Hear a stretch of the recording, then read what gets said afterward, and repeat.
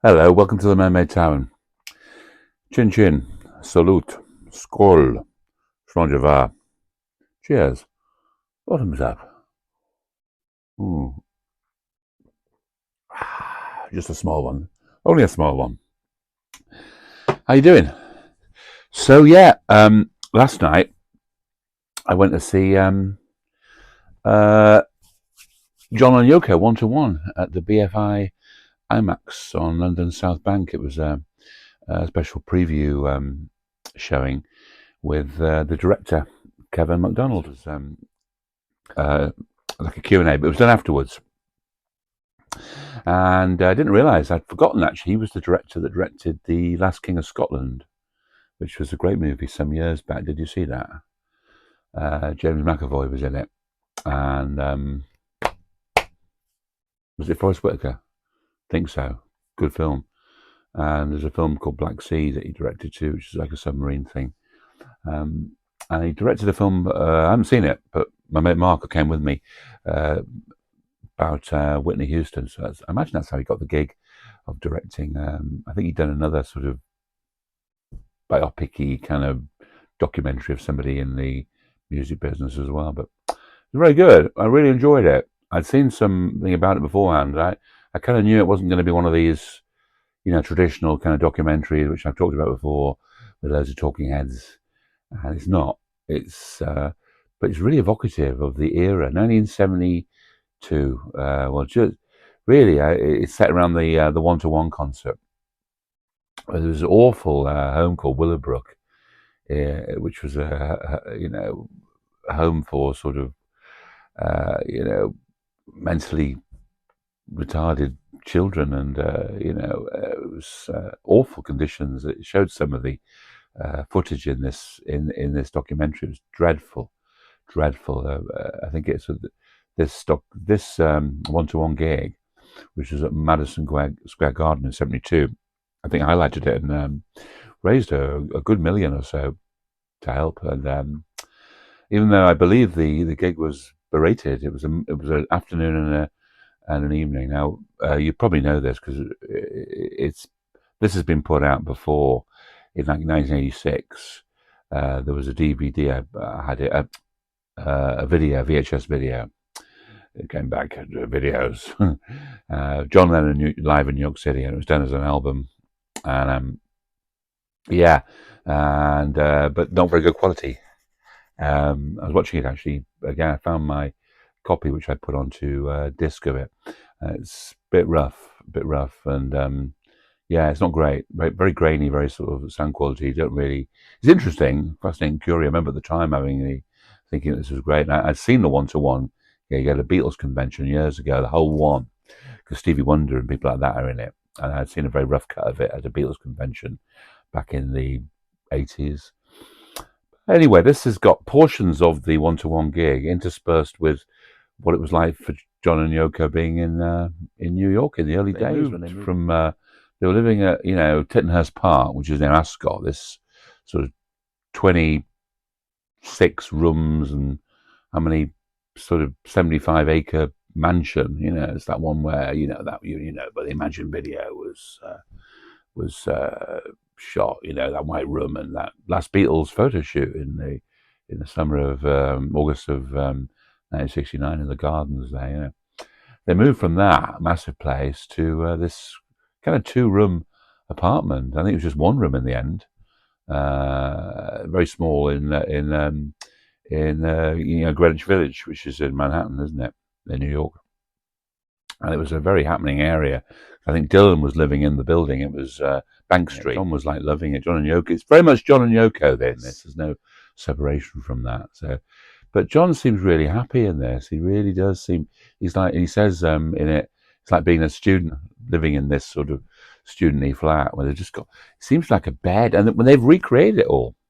The great thing is they've recreated it all. There's photographs. There's a photograph of John and Yoko sitting on the bed, watching the television, but just watching television all the time. And this big double bed, and it's basically to start making, sort of, and then he's getting involved in all these causes because there's a whole cast of eccentric characters. David Peel, Jerry Rubin, this guy, AJ Weberman, who seems to just kind of haunt Bob Dylan. You know, is going through his trash and everything like that, and it's there's some very funny moments in this. They're really unashamedly funny moments, but it's very you know, it's very nice.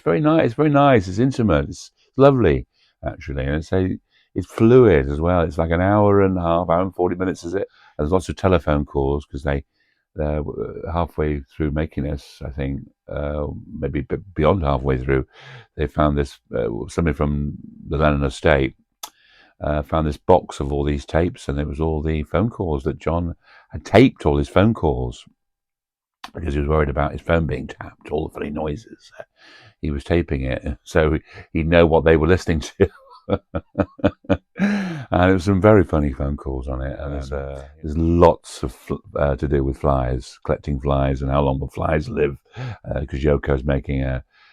She did do a film called Fly, but I thought that had come out by then. You know, they don't seem to realise they get them a week ahead, and they're not going to live on more than a day. And it's but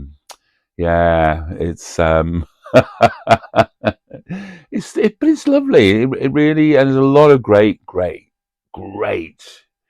footage in IMAX. You know, the sound is just gorgeous, and I'm sure you know we're going to get. We've been told, you know, official really now. There's going to be they're going to put it out streaming somehow towards the end of the year. Going to be all sorts of stuff about it. Probably an audio release of the 1-to-1. And they show a lot of songs, you know, great version of Cold Turkey John does. And, you know, there's Yoko does Don't Worry Kyoko. There's all sorts of talk about her daughter Kyoko, who'd gone missing with her first husband, this Tony Cox guy. Anyway, I don't want to give too much of it away, but I probably already have. But it's just really lovely, you know, and just I got totally absorbed in it. It's sort of, you know, just fluid, and they recreate the apartment and sort of lingering shots around it, and really nice. And all the records strewn across the floor. Do these rock stars know how to treat records? All these vinyl. I remember seeing pictures of Brian Jones had a flat in South Kensington with all vinyl strewn everywhere. Records out their sleeves, and they don't know how to care for their vinyl. But yeah, that and the phone calls and the time and all the eccentric characters and the sort of beautiful, almost naivety of John, you know, wanting to get involved in all these causes, you know, Free the People tour. He wanted to do that with Bob Dylan, and you know, some very funny bits with it. Oh, the Allen Ginsberg. One of the funniest bits in it is he reads this poem about, you know, various people wiping their asses. Or asses. And it is funny. Where, you know, talked to Alan Klein, and Alan Klein doesn't want to, you know, Alan Klein's got this very sort of whiny voice, so I always imagined he had I think I've heard Alan Klein talking before. I must have done. He doesn't sort of he doesn't sound as tough as he looks, you know?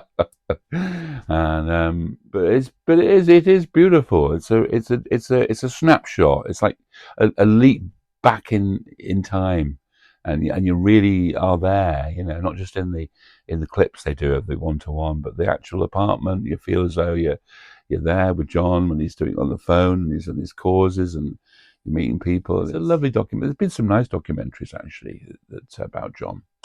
I like the ones without the talking heads, because, you know, it's like in their own words, or in people at that time's words. You know, I don't think there's anything that's actually played that isn't of that time. You know, and of course they did eventually move into the Dakota. A couple of years, I think they were there for a couple of years until, I think they were there from like October '71 until sort of April '73, when I think they moved into the Dakota, because they were finding it was, you know, they weren't secure, they didn't feel secure there, you know. But ironically, John did feel secure at the very beginning, and he was very happy, you know, you can tell that. I really enjoyed it, and it was so nice. I went with my mates. Big shout out to Pete for sorting the tickets out. I met Mark. You'd have seen if you've very early days when I was doing some videos going around out and about. Mark was there. We hope to do another one actually. He bless him always puts me up when I'm in London. Puts up with me when I'm in London, and when I come over to London to work and for this, and being a good mate. And it was especially nice to make the acquaintance of Beatley Tone. Tone, it was really nice to meet you, you and your good lady, and really nice to meet you and have a chat with you, a brief chat with you, and yeah, that was especially a highlight. And yeah, I really enjoyed it. Go see this film if you can, IMAX. It really is something else, you know. Yeah, it helps if you love John Lennon, and Yoko really comes across very sympathetically in this, and yeah, it's very touching as well. And oh yeah, when they played Number Nine Dream at the end, it really started filling up. That song always gets me anyway. I think it's affected me ever since. They have him singing Imagine in the one to one, but the just the regular studio version of Number Nine Dream at the end, I was like filling up. And but you really felt that you were spending time with John and Yoko back there. And it was well done to the director Kevin MacDonald and everybody associated with it, because it seemed like it was a very much a sort of collaborative effort, team effort. I noticed that Brad Pitt was on the credits as executive producer. So yeah, really enjoyed it, and it was nice to spend time with my friends and yeah, meet you, Tone, as well. That's it. That's all I've got for now. As I say, it was a small one, and thanks for watching. Thanks for listening to me. Will I see you again? I sincerely hope so. Bless you. Last of the winter whiskey.